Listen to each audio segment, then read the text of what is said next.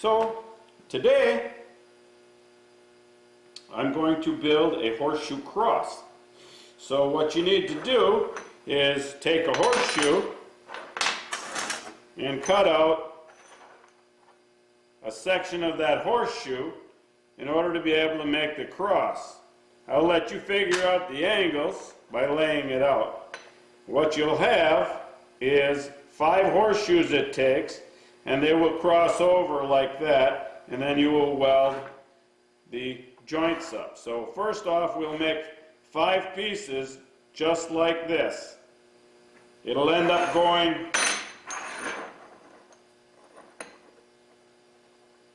like that,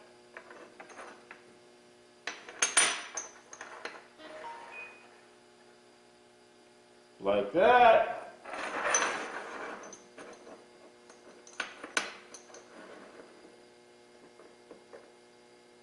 right there,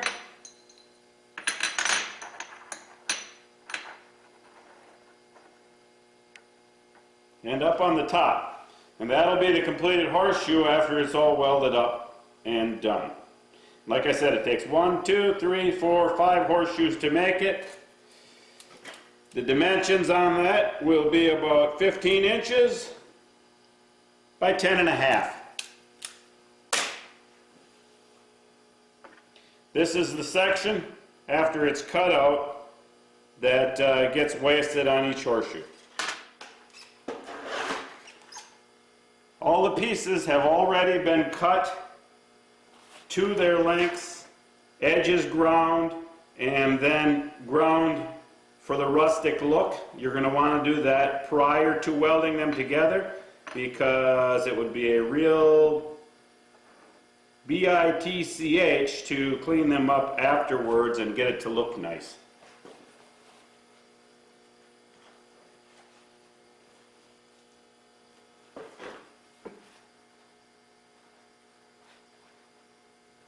So you're going to want to lay them, get both ends so it looks nice, the correct amount of overlap, everything looks straight and square, and then you can go ahead and tack them into place.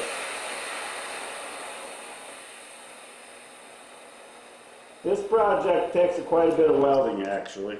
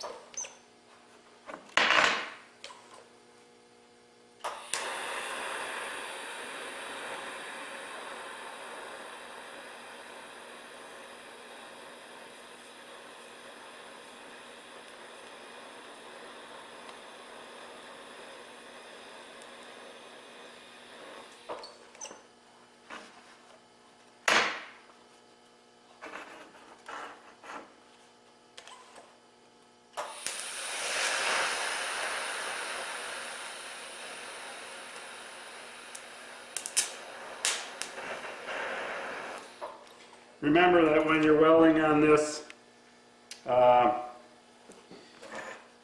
it does have a lot of dirty material.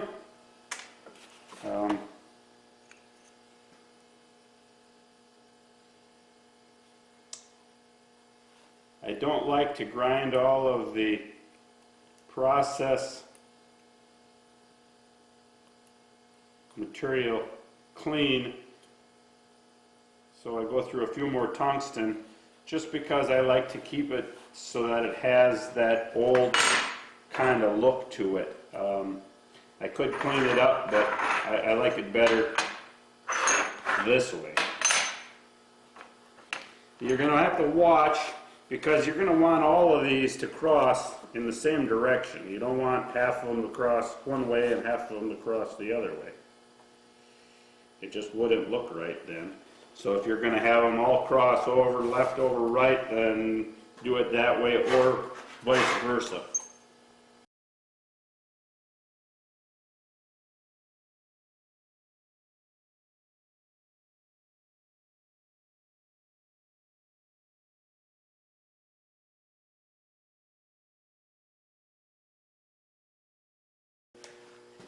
So while I was away, I replenished my stock of 1/16 inch ER70S-2 heel arc welding wire.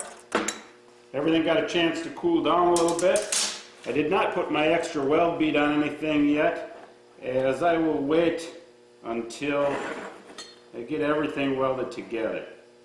So now the first thing I will do is run all three pieces up in a straight line.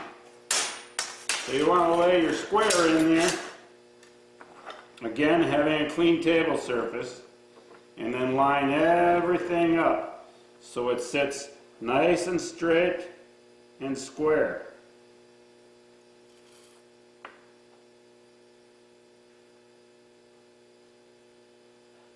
Once you get everything to that point, then you can tack the three horseshoes together.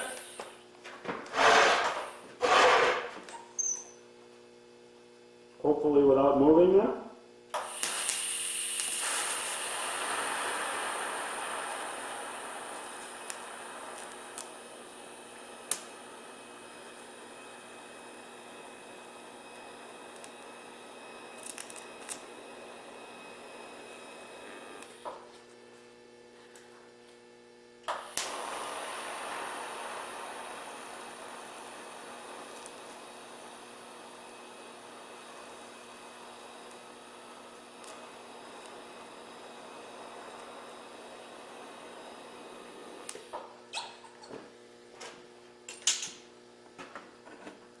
Then you want to flip it over and do the back side.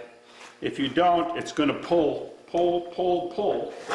and it will not be straight. So you're going to want to get the back side right away.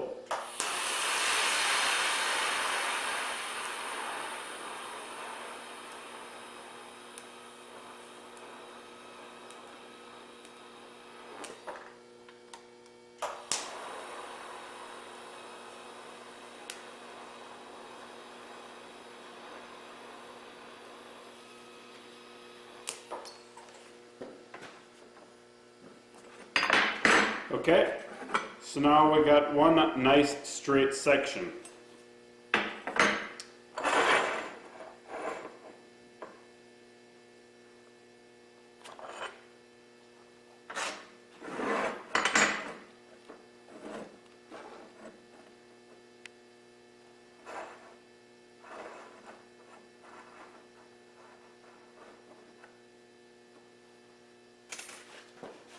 Well, now you got to see me screw up in the video, because I put this upper one on like this, and it doesn't go that way, it goes this way.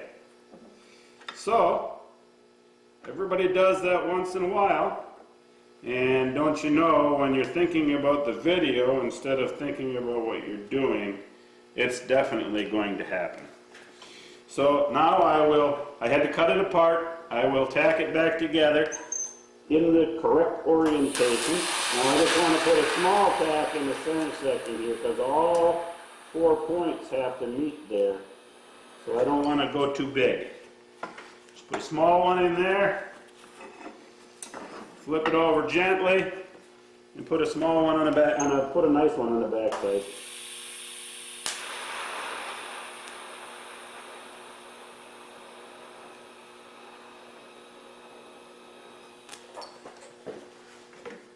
Okay, much better.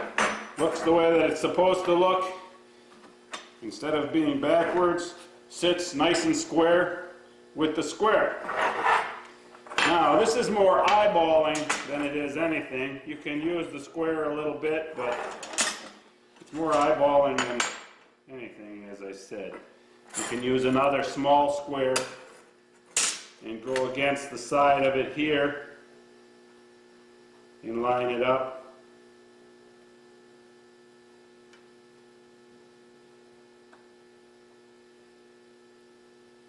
And that works good. Now those two sections can be tack welded together.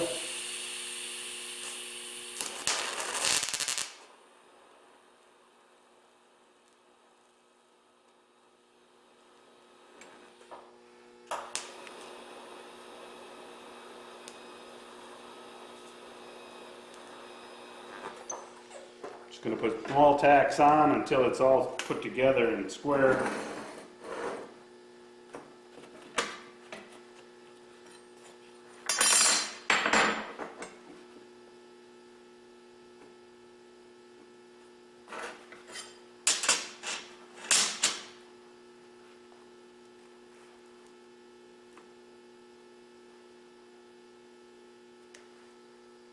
Give it the eyeball so that it looks good.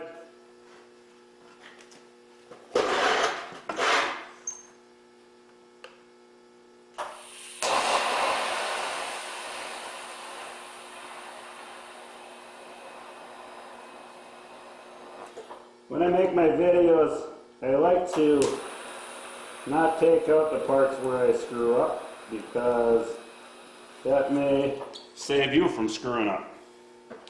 So I always try to put them in. A lot of people cut that stuff out, but hey, we're all human. Nobody's perfect. We do the best we can and get by. So now I'll put a good weld on the back, and then I'll go on the front side and weld out the front side.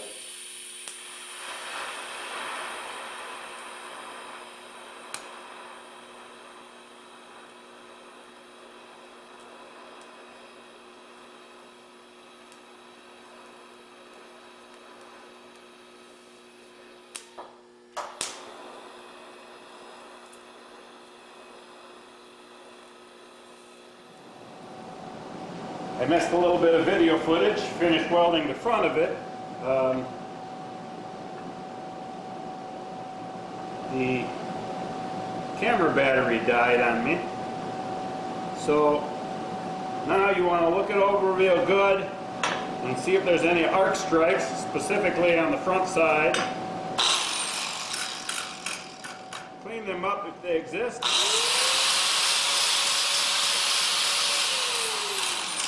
You don't need any eyesores worse than what your welding already looks. For my welding in this method.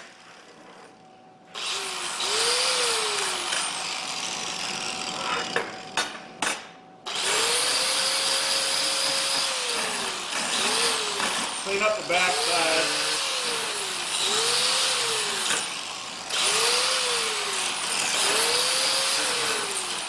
Verify when you lay it down that it sits nice and flat, that it's not shaky and wobbly, or it won't sit nice and level and straight on your wall. And there you have the completed cross. All the welding is completed. All that's left now is to throw a couple coats of clear on it. Again, with the grinding marks and the heat discoloration from the welding process, it gives it kind of a rustic look. I like the way it looks that way. So there it is.